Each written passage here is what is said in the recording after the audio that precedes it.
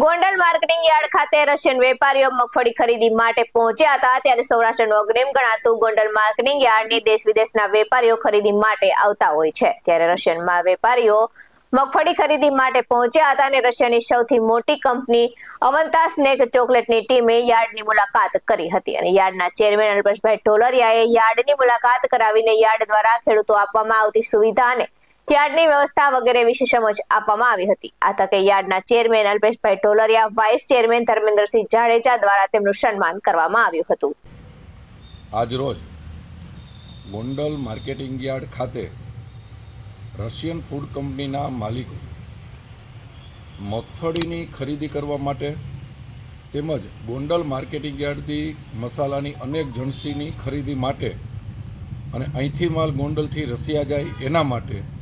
વેપારીઓએ ગોંડલની મુલાકાત લીધી હતી અને ગોંડલ માર્કેટિંગ યાર્ડ જોઈ અને એ ખુશખુશાલ થઈ ગયા હતા। એણે પોતાના રિપોર્ટમાં પણ એવું લખ્યું હતું કે અમે દેશ અને દુનિયા ફરી છીએ, આવું માર્કેટિંગ યાર્ડ મલ્ટી જણસીની આવકવાળું અમે ક્યાંય જોયું નથી। ખાસ તો આપણા માટે એ આનંદની વાત છે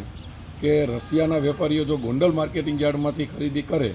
અને આવા બહારના વેપારીઓ અહીંયા આવે અને આપણા ખેડૂતોનો માલ બહાર જાય તો આપણો એક જ પ્રકારનો સ્વાર્થ હોય